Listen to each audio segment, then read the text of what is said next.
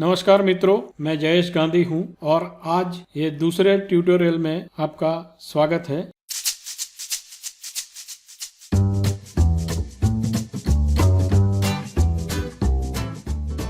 आज के अभ्यास में हम जो प्रोग्राम हमने लिखे थे उसके उपयोग से हमने एलईडी को ऑन किया था, उसको ऑफ किया था और उसको ब्लिंक किया था। आज हम देखेंगे कि इस प्रोग्राम का वोल्टेज पे क्या असर आता है। तो यहाँ पे हमने एक वोल्ट मीटर लगा दिया है जो कि हमारे आर्डिनो के पिन नंबर 13 पे लगाया है। तो ये मल्टीमीटर पिन नंबर 13 और ग्राउंड के बीच में है और अभी आप देख सकते हैं कि इसका एलईडी जो है वो बिल्कुल ऑफ है, ज़ीरो है और इसके कारण आउटपुट वोल्टेज जो है वो ज़ीरो आ रहा है। तो यहाँ से हम शुरुआत करते हैं। तो सबसे पहले प्रोग्राम हमने लिखा है पिन मोड 13 आउटपुट, तो आउटपुट बना दिया इसको, और डिजिटल राइट 13 हाई। तो पिन नंबर 13 पे हम हाई लिखेंगे। अब हाई लिखने से एक इलेक्ट्रॉनिक्स के विद्यार्थी होने के नाते आपको पता होना चाहिए कि यहाँ पे कितना वोल्टेज आएगा। ठीक है, तो ये हम सिर्फ एलईडी को ऑन ऑफ देखेंगे तो इससे हमें पता नहीं चलेगा।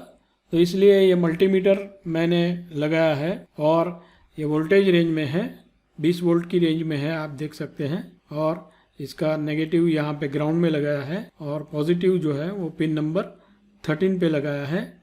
और अब हम इस प्रोग्राम को अपलोड करते हैं।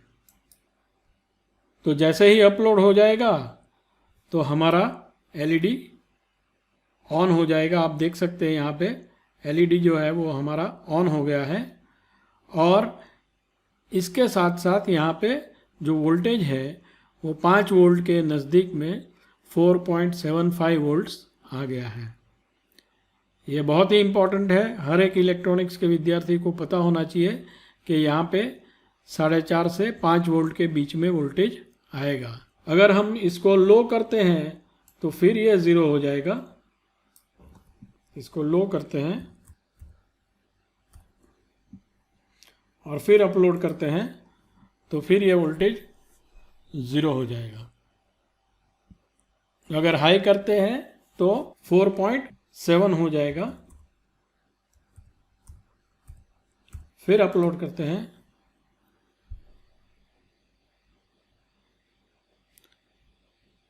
तो 4.7 हो जाएगा और लो करेंगे तो ये ज़ीरो हो जाएगा। ये हम सबको मालूम होना चाहिए। अब हम एक और प्रयोग करने जा रहे हैं जहाँ पे हमने प्रोग्राम को थोड़ा मॉडिफाई कर लिया है। पिन मोड 13 आउटपुट हाई किया, फिर उसको 5 सेकंड तक रोक के रखा, फिर उसको लो कर दिया, फिर 5 सेकंड तक रोक के रखा और फिर ये रिपीट होगा। तो यहाँ पे मीटर में हमें 5-5 सेकंड तक हाई वोल्टेज और लो वोल्टेज दिखेंगे, यानी 4.7 और 0 वोल्ट दिखेंगे। तो आइए देखते हैं क्या रिज़ल्ट आता है। हम लोग इसको अपलोड कर देते हैं प्रोग्राम को, तो कंपाइल हो जाएगा और उसका ब्लिंकिंग शुरू हो जाएगा। ये 5 सेकंड तक ऑन हुआ, अभी ये 5 सेकंड तक ऑफ हो गया, फिर 5 सेकंड तक ऑन हुआ, फिर 5 सेकंड तक ऑफ हो गया। तो इस प्रकार से ये 5 सेकंड तक ऑन ऑफ होता रहेगा। यहाँ पे आप एलईडी भी देख सकते हैं कि वो 5 सेकंड तक ब्लिंक कर रहा है, ऑन हो रहा है, 5 सेकंड तक ऑफ हो रहा है और वोल्टेज 4.7 और 0 के बीच में हर 5 सेकंड में टॉगल हो रहा है। अब यहाँ से आगे बढ़ते हैं। तो न सिर्फ मैंने यहाँ पे मीटर लगाया है, मैंने इसके साथ एक ऑसिलोस्कोप भी लगाया है और ऑसिलोस्कोप का जो डेटा है वो हमारे कंप्यूटर में आएगा। तो थोड़ा मैं इसको चेंज कर लूँ, तब तक हम वीडियो को पॉज करेंगे। तो अब आप देख सकते हैं कि हमने ऑसिलोस्कोप को सेटअप कर लिया है। ये ऑसिलोस्कोप का प्रोब है जिसको हमने पिन नंबर 13 में लगाया है और ये इसका ग्राउंड है और ऑसिलोस्कोप का सिग्नल जो है वो यहाँ पे आएगा। तो अभी आप देख सकते हैं कि हमारा एलईडी जो है वो ऑफ है, तो आउटपुट में 0 वोल्ट आएगा और इसके कारण हमारा जो ऑसिलोस्कोप है वो जो लाल लाइन है वो 0 दिखा रही है। अभी हम इसमें लो की जगह पे हाई कर देते हैं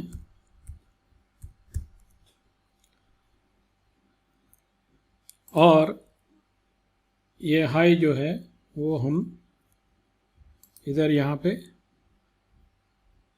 एलईडी को ऑन करते हैं। ठीक है, एलईडी ऑन हो गया और आप देख सकते हैं कि ये आउटपुट वोल्टेज जो है वो 0 की लेवल से हट के यहाँ पे आ गया है। ये जो लेवल है आप देख सकते हैं यहाँ पे कि 4.72 वोल्ट्स या 4.8 वोल्ट्स, तो ये वोल्टेज यहाँ पे दिखा रहा है। जो रेंज है वो हमारा 2 वोल्ट्स पर डिवीज़न है, तो ये 2 और 2 4 और ये 4.7, यहाँ पे बीच में 5 आएगा, तो 4.7 वोल्ट के आसपास ये आ रहा है। फिर से हम इसको अगर लो करके छोड़ दें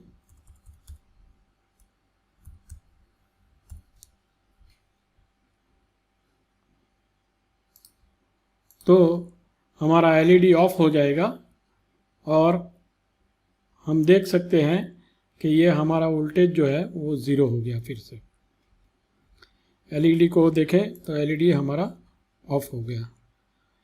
तो एक चीज़ यहाँ से ऐसा निकल के आ रहा है कि 0 करेंगे तो आउटपुट में 0 वोल्ट आएगा और हाई करेंगे तो आउटपुट में 4.7 के आसपास वोल्टेज आएगा।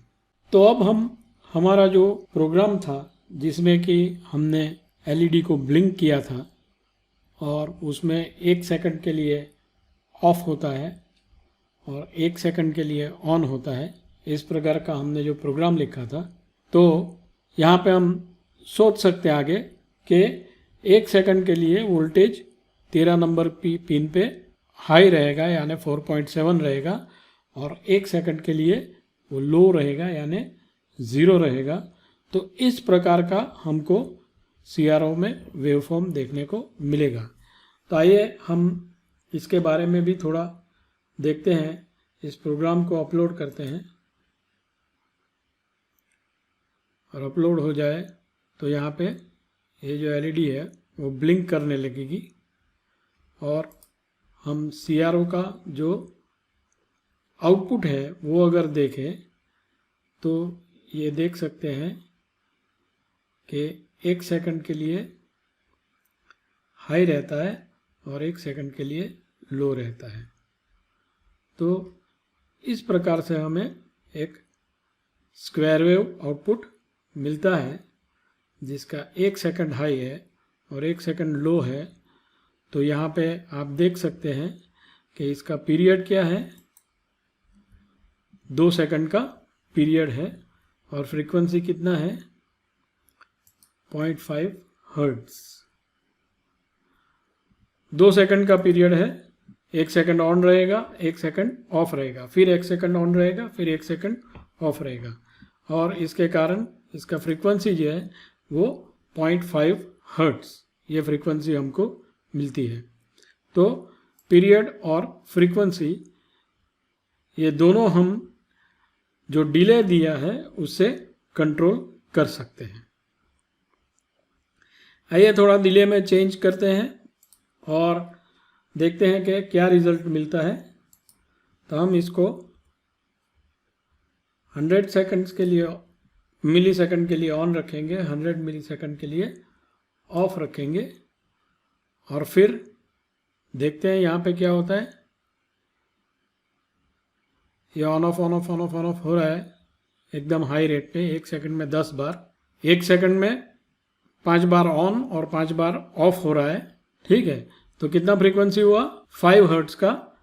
तो आप देख सकते हैं यहाँ पे, अब सीआरओ में देखेंगे तो ये हमारा ऑन ऑफ हो रहा है और यहाँ पे फ्रीक्वेंसी कितना है 5 हर्ट्ज। 200 मिलीसेकंड्स का पीरियड है, 100 मिलीसेकंड्स ऑन और 100 मिलीसेकंड्स ऑफ।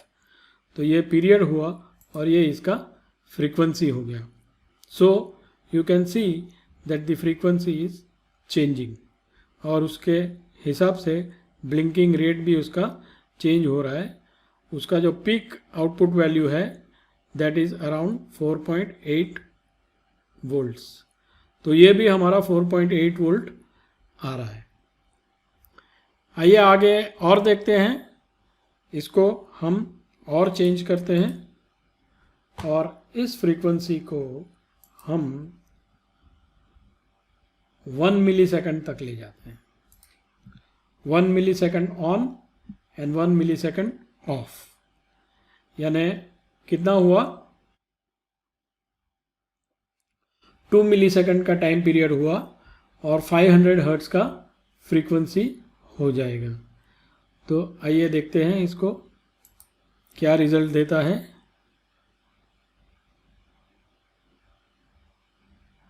अभी 1 मिलीसेकंड में हमें जो ऑफ हो रहा है एलईडी वो नहीं दिख रहा है क्योंकि हमारा परसिस्टेंस ऑफ विज़न काम कर रहा है और जो ऑफ हो रहा है वो हमें नहीं दिखता है। लेकिन यहाँ पे अगर हम देखेंगे तो इसको तो ये 1 मिलीसेकंड ऑन हो गया, 1 मिलीसेकंड ऑफ हो गया, so it is 2 milliseconds plus ये जो टाइम है वो उसको डिजिटल को ऑन और ऑफ करने का टाइम है। ठीक है, तो जब हम 1 सेकंड कर रहे थे इसका वैल्यू 14 मिलीसेकंड ज़्यादा नहीं लगता था, 0.047, लेकिन अब यहाँ पे वो दिखता है और इसके कारण यहाँ पे हमें जो 500 हर्ट्ज़ का फ्रीक्वेंसी है वो नियरली 500 हर्ट्ज़ मिल रहा है। और ये हमारा वोल्टेज 4.8 पीक वोल्टेज आप यहाँ पे देख सकते हैं। तो रेंज क्या है 1 मिलीसेकंड का रेंज है। तो ये 1 millisecond on 1 millisecond of, 1 millisecond on 1 millisecond of. तो इस हिसाब से हमारा वेवफॉर्म जो है वो दिख रहा है। तो न कि सिर्फ आप इसमें एलईडी को ऑन ऑफ कर सकते हैं, लेकिन इस तरह के प्रोग्राम से आप किसी भी पिन पे चाहो वैसा स्क्वायर वेव बना सकते हो। यहाँ पे अगर हम 2 कर दें तो क्या होगा, 1 मिलीसेकंड ऑन रहेगा, 2 मिलीसेकंड ऑफ रहेगा। फिर से अपलोड कर देते हैं प्रोग्राम को। And now let us see the change on the CRO। तो आप देख सकते हैं कि 1 मिलीसेकंड ऑन रहता है, 2 मिलीसेकंड ऑफ रहता है। ये 2 मिलीसेकंड ऑफ हो गया और ये 1 मिलीसेकंड ऑन हो गया। सो इस तरह से हम अलग अलग ये छोटे से प्रोग्राम के मदद से अलग अलग चीज़ें जो माइक्रो कंट्रोलर की है वो सीख सकते हैं। और एक इम्पॉर्टेंट बात जो यहाँ पे आपको सबको नोट करनी चाहिए कि जब हम इस प्रकार के स्क्वायर वेव CRO में देखते हैं तो उसका जो इनपुट है वो आपको DC में स्विच करना पड़ेगा। यानी जिस चैनल में आप इनपुट दे रहे हैं उस चैनल में DC को एनेबल करना पड़ेगा, नहीं तो आपको ये लाइंस जो है वो बराबर नहीं दिखेगी और जिस प्रकार का वेवफॉर्म होना चाहिए वो आपको नहीं दिखेगा। Because these are DCs, these are levels, they are not changing, the only changing part is the rising time and the falling time।